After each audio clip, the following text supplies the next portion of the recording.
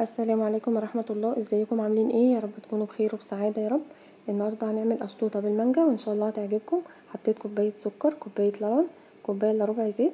هنقص الزيت شوية عشان احط معلقة زبدة. معلقة الزبدة دي بتخلي طعمها حلو قوي.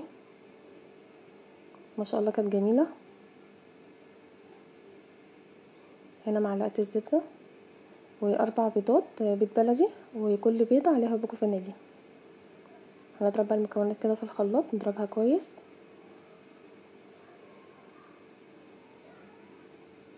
ما شاء الله كانت جميلة.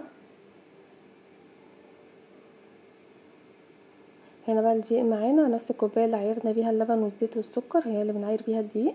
الدقيق كوبايتين ونص، وحطيت شويه ملح صغيرين ومحسن كيك.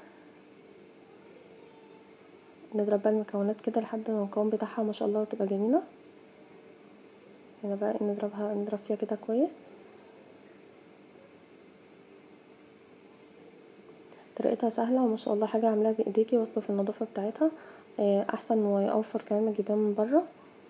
ما شاء الله بتبقى لذيذه وحلوه. هنا بقى القوام بتاعها كده ما شاء الله بقت جميله. هنا بقى الصينيه حطيت لها شويه زيت ودهنتها دقيق. هنزل بقى بالكيكه كده.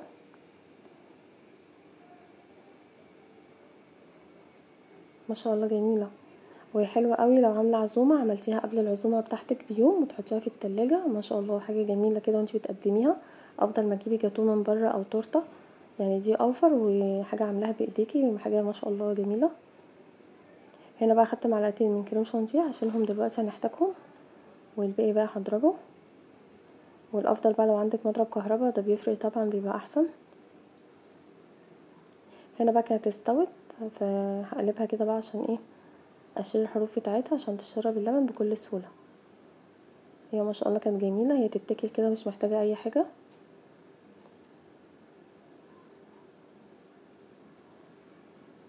لو ملاحظين بقى كل ما اعمل كيكه معاكم اقول لكم عبي بوتاجاز اللي هي تطلع مش سوا واحد. بتطلع يما عاليه ويما واطيه. السوا بتاعها مش بيبقى واحد، بسبب شبكه البوتاجاز عندي مش متظبطه. بس مستويه وما شاء الله جميله.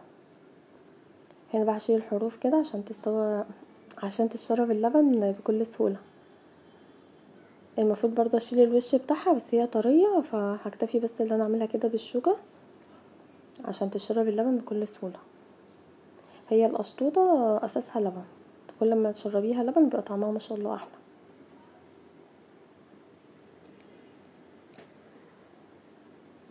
هنا بقى معلقتين الكريم شانتيه حطيت عليهم معلقتين سكر، وهضربهم كده كويس. هي طبعا هتاخد اكتر من كوبايه لبن، هضيف بقى كوبايه اللبن على بقيه اللبن التاني ده، وهشربها بقى اللبن.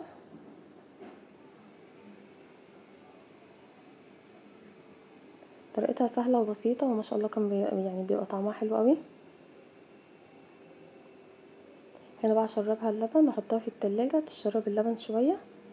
بعد كده بقى نحط عليها الكريم شانتيه والمانجا.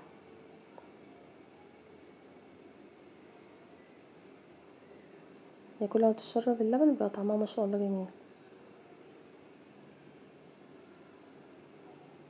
ما شاء الله. وانا بقطع القطع على 8، هي المفروض تتقطع على 10.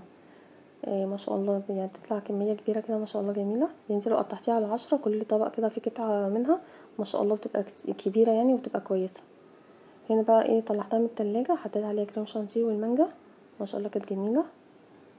وحابة تحطي عليها اي فاكهة بتحبيها حطيها. انا قبل كده عملتها على القناة بمانجا وبشوكولاتة، ما شاء الله كانت جميلة.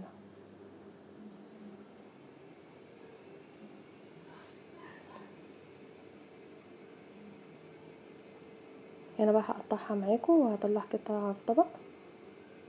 ما شاء الله كانت جميلة. مكوناتها سهلة وبسيطة وطعمها بيبقى حلو. ويا رب الفيديو يكون خفيف عليكم ويعجبكم، وتشتركوا في القناة عشان تكبر وتنجح بيكم يا رب. ودعولي دعوة حلوة، ربنا يغير حياتي الأفضل والأحسن ويغير حياتكم الأفضل والأحسن يا رب. ما شاء الله كانت جميلة وغرقانة بقى في اللبن. في الجو الحر ده بقى كده حاجة ايه ترطب علينا كده. ما شاء الله حاجة كانت جميلة قوي، كان طعمها لذيذ وجميل. ويا رب الفيديو يعجبكم، والسلام عليكم ورحمة الله.